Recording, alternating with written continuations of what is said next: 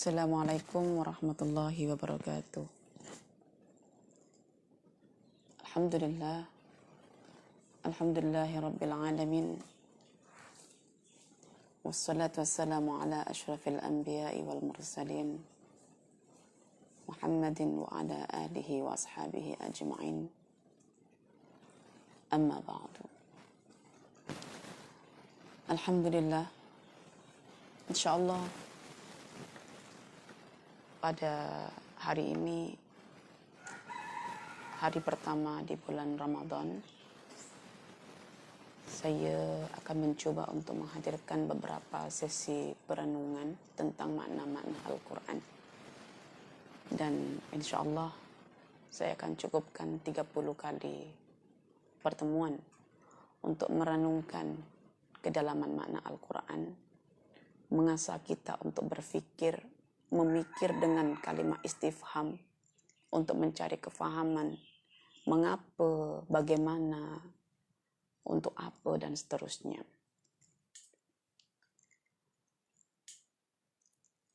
Setiap satu juz saya akan mencoba untuk memilihkan beberapa ayat penting yang perlu untuk direnungkan dan dikongsikan bersama-sama. Dan pada juz yang pertama ini, pendengaran saya jatuh pada ketika mendengarkan kisah pergulatan antara iblis dengan Adam alaihissalam. Oke, alhamdulillah rakan-rakanku semuanya rahmati oleh Allah. Saya akan memberikan satu penjelasan terlebih dahulu, kemudian akan saya coba hadirkan renungan saya tentang surah Al-Baqarah, ayat yang ke-34 sehingga ayat yang ke-39. A'udzu billahi minasyaitonir rajim. Bismillahirrahmanirrahim. Wa idh qulna lil malaikati isjudu li adama fasajadu illa iblisa aba wastakbara wa kana minal kafirin.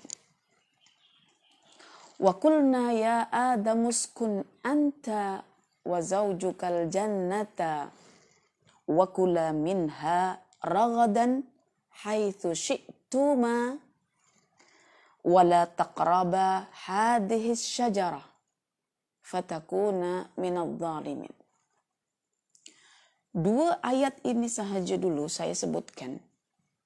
Itu menjelaskan sebuah perbandingan keadaan antara iblis dengan Adam alaihissalam. Allah memerintahkan, bukan melarang. Hanya kepada malaikat dan iblis. Sementara larangan itu hanya diberikan kepada Adam dan istrinya nanti. Coba, pernah tak kita berpikir kenapa Allah itu memberikan perintah kepada iblis tetapi tidak memberikan perintah kepada Adam? Kenapa Allah itu melarang Adam dan istrinya tetapi tidak melarang iblis? Coba kalau kita perhatikan terjemahannya. Dan ingatlah ketika kami, yaitu Allah, wa idh qulna lil malaikati isjudu li adama fasajadu illa iblis. Ketika kami berkata kepada para malaikat, di situ iblis tak disebut karena iblis jumlahnya satu saja ketika itu, dan dia sudah masuk dalam kategori himpunan malaikat tetapi bukan malaikat. Baru nampak keluar di antara himpunan malaikat itu ada satu makhluk namanya illa iblis. Malaikat diperintahkan oleh Allah untuk bersujud kepada Adam. Tetapi yang tidak bersujud nampak satu. Maksudnya semuanya itu macam menunduk begitu ya. Ada satu dia berdiri tegak begini. Dan itu namanya illa iblis. Yaitu iblis. Dan penamaan iblis ini luar biasa dalam Quran. Ablasa yublisu, mublisun, putus asa. Sudah diletakkan nama di situ. Aba wastakbara, ya, enggan dan merasa dirinya itu adalah lebih. Wa kana minal kafirin, karena perasaan itulah maka iblis dikatakan sebagai golongan kufar. Kalau saya buat oke, saya teruskan lagi ayat seterusnya. Wa qulna ya Adamu uskun anta wa zaujukal jannah. Dan kami pun berkata kepada Adam, wahai Adam, uskun anta. Uskun anta itu kamu tinggallah, kamu duduklah dengan tenang, dengan selesa, dengan sakinah. Wa zaujukal jannah, ya, bersama dengan pasanganmu di surga ini. Tetapi Allah bagi, wa kula minha ragadan haitsu syi'tuma, kamu boleh makan apa saja yang kamu suka. Tetapi satu larangannya. Wala taqraba hadhihi syajarah, jangan kamu dekati pokok tersebut. Pokok di surga dia tidak haram sebetulnya secara zatnya. Tapi kalau Allah sudah mengatakan jangan makan, jangan tengok pokoknya. Tengok siapa yang memerintahkannya. Wala taqraba hadhihi syajarah fatakuna minadh dhalimin. Kalau kamu dekati je pokok itu, memakannya nanti, mendekat saja dulu, karena pelanggaran itu berlaku ketika sudah mendekat. Macam wala taqrabu zina. Bukan jangan kamu berzina, jangan dekati ya sebab-sebab yang menghantarkan kamu untuk berzina. Jangan dekati sebab-sebab yang menghantar kamu untuk makan buah itu. Jangan dekati. Karena kalau kamu dekati, nanti kamu akan makannya, melanggar pantangannya, larangannya, dan termasuk kamu orang yang zalim, wahai Adam. Ya, ada perbandingan di situ. Oke, kalau saya buat pertanyaan, ya, coba. Mana yang lebih besar dosanya? Orang yang melanggar perintah Allah atau orang yang melanggar larangan Allah? Mana yang lebih besar dosanya? Melanggar apa? Melanggar perintah ke melanggar larangan? Melanggar larangan itu lebih berdosa. Oke.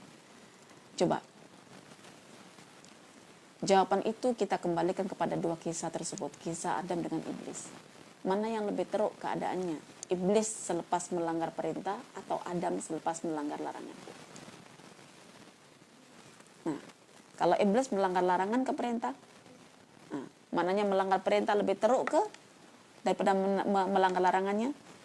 Mananya orang yang tak sholat, ketika Allah perintahkan sholat, dengan orang yang tidak mencuri, ketika Allah melarang mencuri, mana lebih besar dosanya? Dosa mencuri ke atau dosa tidak sholat? Dan kamu macam mana? Sholatnya, perintah-perintahnya. Allah perintahkan misalnya kepada ibu bapaknya, wa qadha rabbuka alla ta'budu illa iya wa bil walidaini ihsana, surah Al-Isra ayat 23. Allah perintahkan apa kepada anak-anak? Allah perintahkan kepada anak-anak itu untuk berbakti. Maknanya kalau melanggar perintah Allah untuk berbakti, itu sudah sama dengan iblis. Dan sekarang Umi tanya, saya tanya. Mengapa melanggar larangan itu lebih kecil ya dosanya berbanding melanggar perintah? Pertama tadi jawabannya dengan mengacu kepada kisah iblis dan Adam. Dan yang kedua ini kita bergerak untuk berpikir, kita merenungkan. Mengapa? Sebab kalau orang itu melanggar perintah, itu pada dirinya itu ada kesombongan, ada rasa lebih. Dan iblis tuh di situ. Dia tak mau diperintah itu karena saya diperintah gitu. Tapi kalau orang melanggar larangan itu, Pada dirinya tidak ada rasa sombong, rasa lebih. Dia melanggar larangan itu karena dia tak mampu memerangi syahwat. Jadi Adam itu bersyahwat dengan makanan. Tapi iblis itu sombong dengan keangkuhan dirinya yang merasa lebih daripada Adam. Oke. Jadi bila kita renungkan dua ayat tersebut, selama ini mungkin kita tak pernah berpikir, kenapa Allah bagi perintah kepada iblis dan tidak bagi perintah kepada Adam? Dan mengapa ketika iblis melanggar perintah, dia dihukumi terlaknat? Tetapi ketika Adam melanggar larangan, dia diterima taubatnya. Oke, saya buat sebuah asumsi, satu ilustrasi lah ya.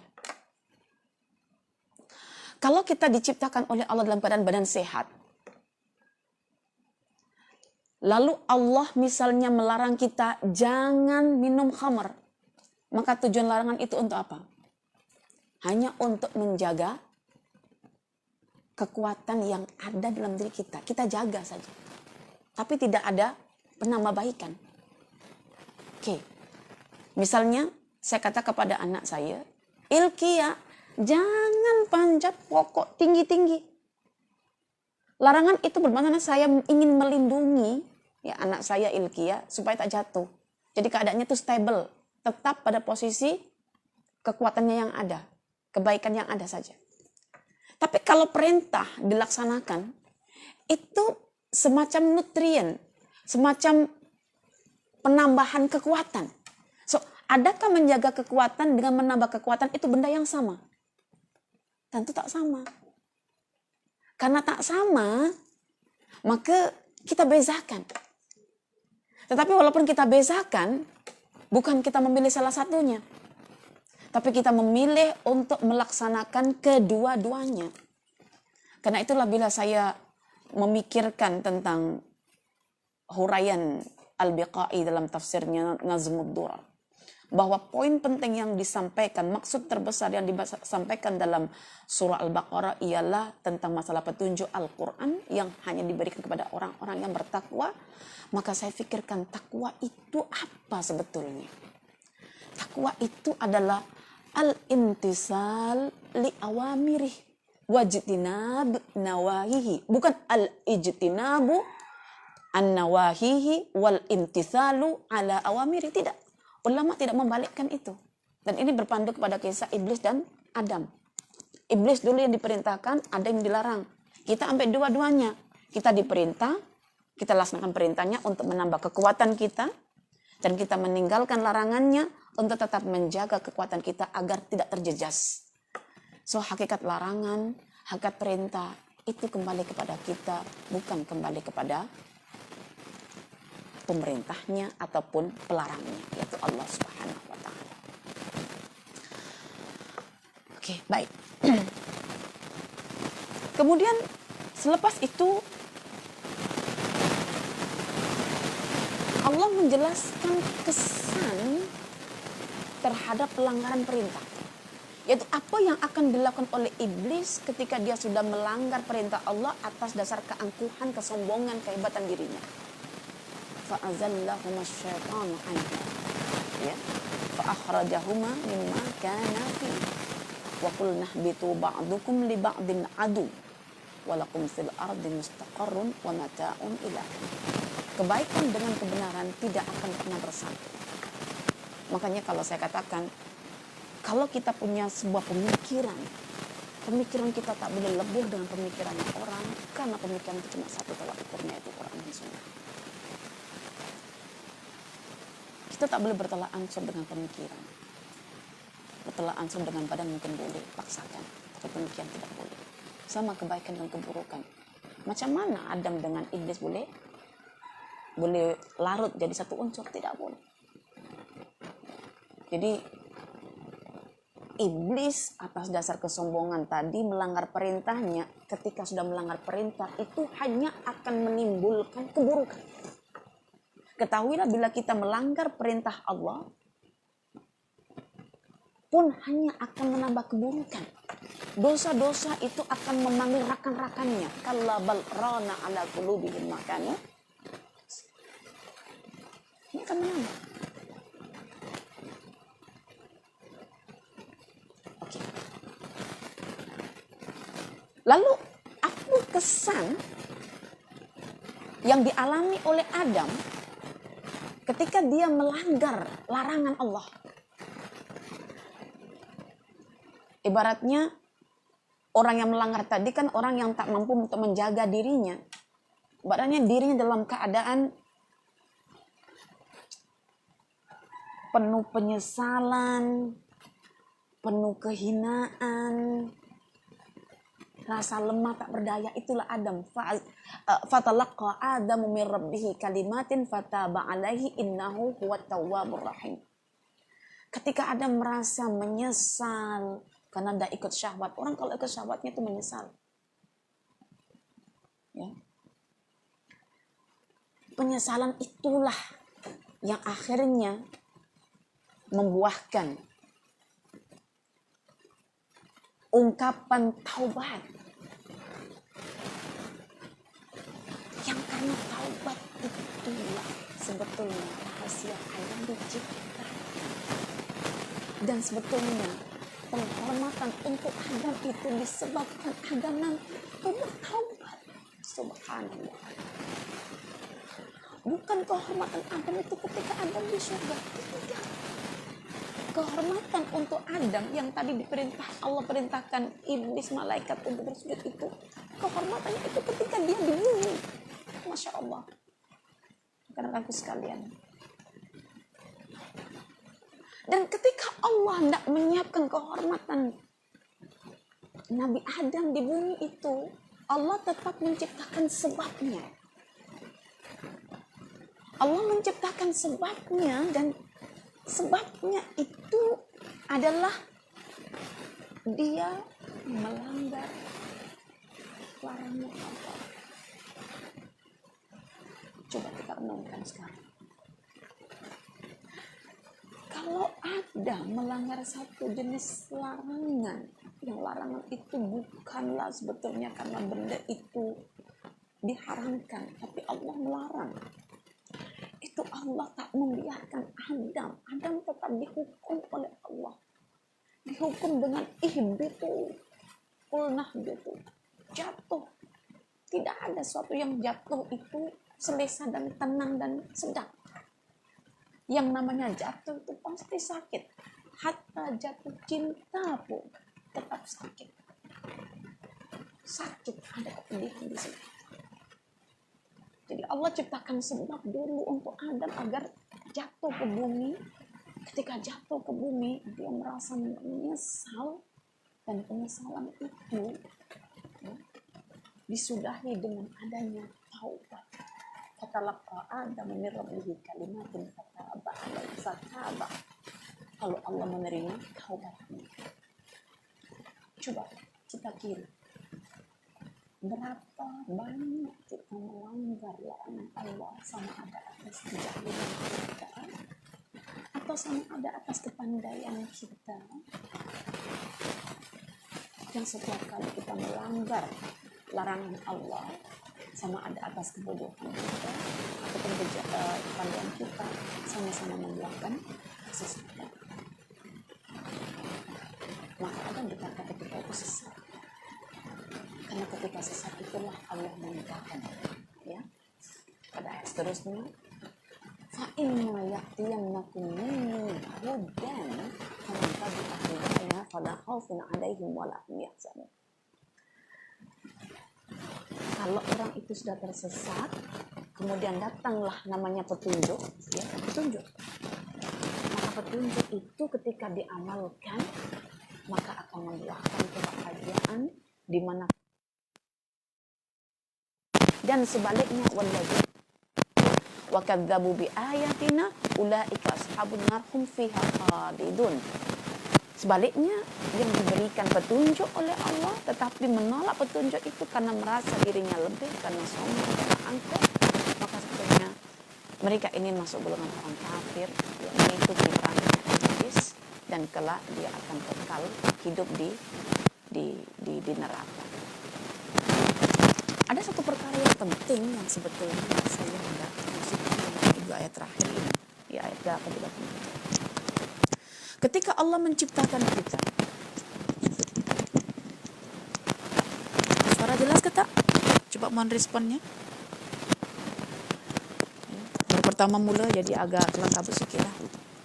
Lama dah tak mengajar. Apa? Ini sudah.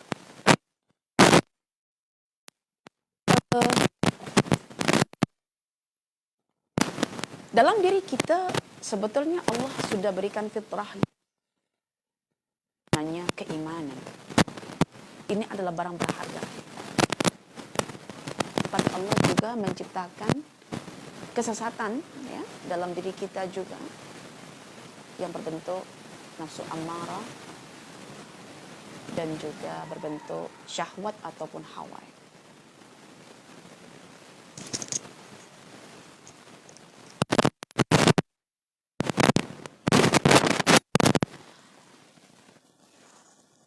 Kalau seandainya kita hidup di dunia ini laksana orang yang berniaga,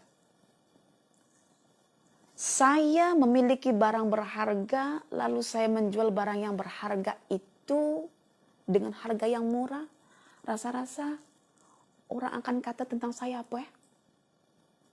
Ustazah bodoh lah itu, punya barang berharga dijual murah. Dan seandainya ada barang murah, saya beli dengan harga yang paling mahal. Nampak tak clear lagi?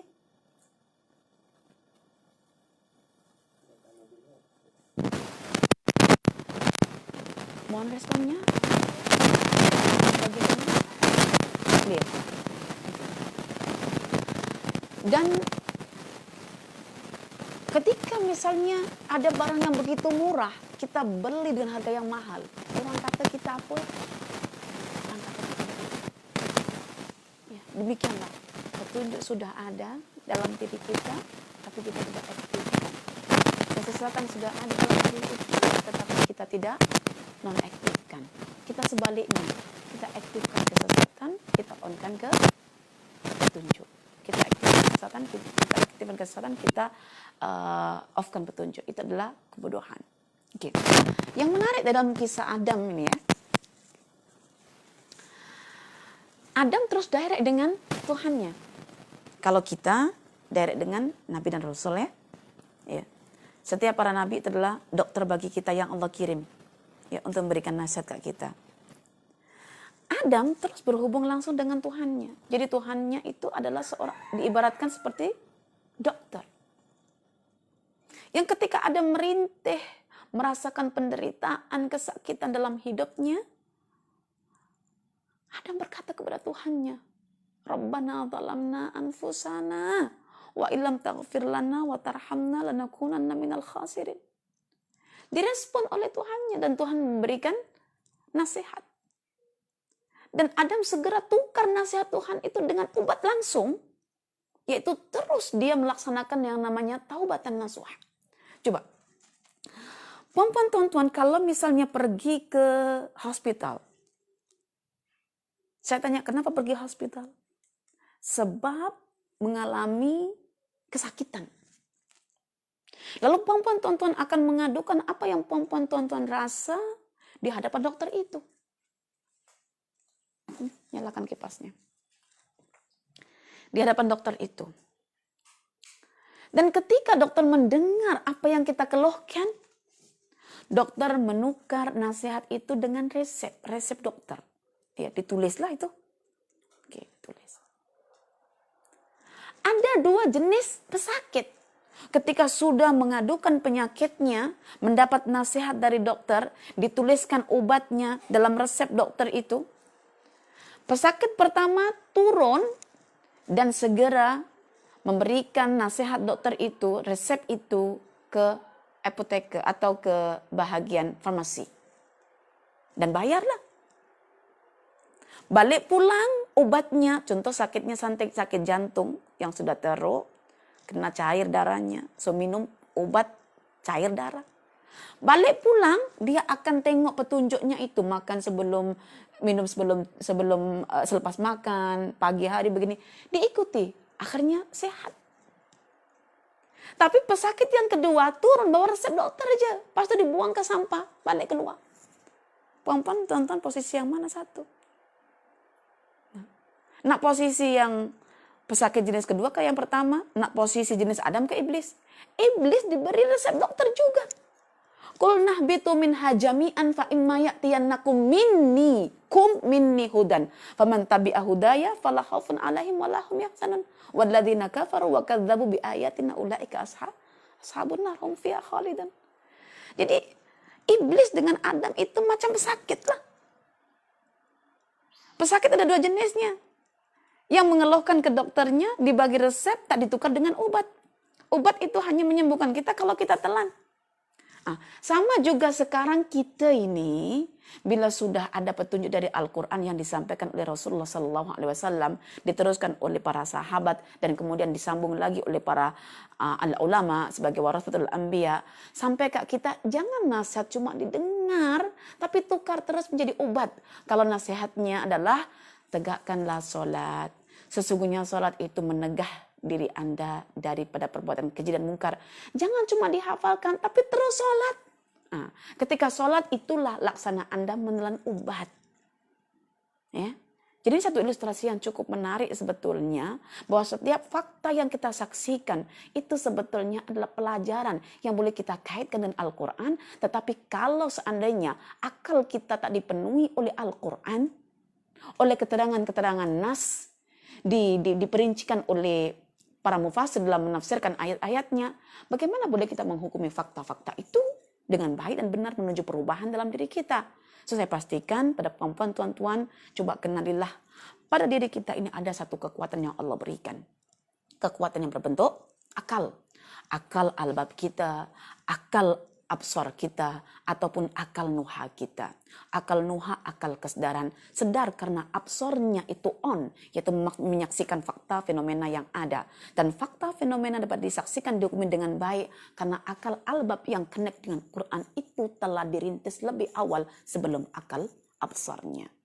Jadi demikianlah hasil renungan yang boleh kita simpulkan adalah bahwa melanggar perintah itu lebih teruk berbanding melanggar larangan. Itu satu renungan. Tetapi kita tak boleh memilih hanya menjalankan perintah sahaja. Sebab perintah itu hanya terkait dengan nutrien menambah kekuatan. Tetapi kalau seandainya larangan tidak kita hindari, maka kekuatan itu pun akan menjadi pudar dan hilang. Maka kedua-duanya itu adalah konsep takwa. Al-imtisal ala awamirihi wajtinab an nawahihi. Tunaikan perintah, tinggalkan larangan.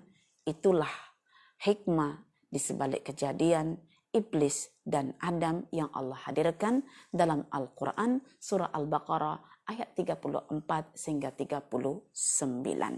Sekali lagi bahwa kehormatan, kemuliaan Adam itu bukan ketika di surga, tapi ketika sudah di bumi dalam bentuk rintihan, keluhan dia, lalu bertaubat. Jadi berbahagialah wahai perempuan, tuan-tuan semuanya. Kita masuk surga itu karena kita berdosa. Dan karena kita berdosa kita menyesal. Dan karena menyesal kita bertaubat. Dan karena taubat itulah Adam diciptakan dan iblis serta malaikat diperintahkan untuk sujud. Subhanallah, nikmat Tuhan mana yang kita ingkari wahai rekan-rekanku sekalian. Begitu baiknya Tuhan kepada kita. Ya, begitu baiknya. Sehingga kita boleh buat satu kesimpulan, satu kata ungkapan. Bahwa kemuliaan itu adalah tatkala kita merasa hina dalam kecintaan kepada Allah. Kita rasa hina seperti Adam, rasa hina, rasa rendah, rasa tak berdaya, rasa lemah dalam kecintaan kepada Allah Ta'ala. Tetapi yang namanya kehinaan itu sendiri adalah ketika merasa mulia dalam kebencian Allah. Seperti benar iblis, dia rasa dirinya hebat, mulia, tetapi Allah membencinya. Kalau Adam, Dia merasa hina, tapi Allah mencintainya. Maka ubahlah pandangan kita tentang hakikat hakikat kemuliaan ataupun hakikat kehinaan. Dan ini semua kita ambil pelajarannya daripada kisah Adam dan iblis, ya, yang dilaknat oleh Allah Ta'ala. Ya, demikianlah perempuan semuanya, tuan-tuan ya. Jadi hari ini kita hanya bincang satu renungan dalam surah Al-Baqarah, dan kita masukkan renungan itu pada ayat 34 hingga 39. Ayat-ayat ini kita bagi dua, kemudian dua. Dua ayat pertama perbandingan antara iblis dengan Adam, di mana di sini nih iblis diperintah, ya, di sini mengandungi perintah. Yang kedua Adam dilarang. Yang dua ayat berikutnya ini menjelaskan tentang kesan atas pelanggaran kedua-dua ini. Ya, kesannya di sini iblis dengki, yaitu iblis akan menghasut Adam. Ya, dan Adam, ya, yang terikut oleh hawanya, syahwatnya itu akhirnya merasa menyesal dan diturunkan oleh Allah. Ya, di sini kesan. Ya, kesan pertama, ini kesan kedua Adam. Dan yang ketiga, dua ayat yang terakhir ini menjelaskan bagaimana sikap manusia itu sebetulnya, ya, sikap yang perlu diambil, ya, sekiranya sudah melanggar perintah, sudah melanggar larangan, sudah muncul kesan buruknya, lalu apa yang akan kita lakukan di sini? Oke, kita akan ambil yang ayat 38 di sini, ini yang harus kita apply-kan, ya, yang mesti kita aplikasikan. Dan yang ini yang harus kita tinggalkan, ya. Ini kita tinggalkan. Maknanya kalau sudah ada petunjuk, sila tukar petunjuk itu dengan obatnya dan kita telan obat itu. Dan obat yang pertama diajarkan dalam Al-Quran adalah obat taubat. Karena taubat itulah Adam diterima oleh Allah. Cantik sungguh susunan Al-Quran ini kalau kita renungkan, kita pikirkan kenapa ya begini-begini. Jawabannya ada ketika kita coba mempelajari karya-karya ulama yang membincangkan perkara ini. Dan satu perkara yang saya perlu sampaikan, kitab Fawaidul Fawaid yang ditulis oleh Al-Imam Ibnu Qayyim Al-Jauziyah rahimahullah memang satu kitab yang berisi renungan yang sangat penting untuk dimiliki, dan sebagian besar yang saya ambil, yang saya huraikan adalah daripada kitab tersebut, ya. Kita mengambil istifadah daripada tingginya pemikiran seorang imam itu, dan kita mencoba mencontoh, bukan kagum dengan pemikirannya, mencontoh bagaimana dia berpikir, ya, supaya kita tidak bergantung-gantung dengan hasil pemikiran orang, tetapi berusaha untuk mencari apa yang dilakukan orang tersebut, sehingga orang tersebut mendapatkan pemikiran yang begitu baiknya dalam mengubah kehidupannya sehari-hari. Wallahu a'lam bishawab. Saya rasa pertemuan ini, ya, saya minta maaf ya, saya pertama agak kalang kabut sikit lah. Dah lama tak mengajar. Audien pun tak ada. Saya ni susah, audien tak ada. Audien cuma 3 kat depan saya. Suami saya, anak saya, 2 anak saya.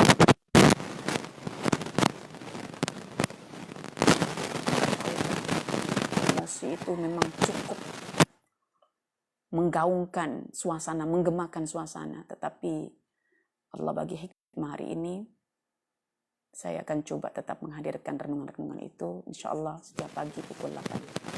Ya, aku lu qauli hadza wa astaghfirullah li wa lakum subhanakallahumma wa bihamdika asyhadu an la ilaha illa anta astaghfiruka wa atubu ilaik. Wal 'asri innal insana lafi khusr illa alladhina amanu wa 'amilus salihat wa tawassaw bil haqq wa tawassaw bis sabr. Wa sallallahu ala sayidina Muhammadin wa ala alihi wa sahbihi wa sallam. Walhamdulillahirabbil alamin. Assalamualaikum warahmatullahi wabarakatuh.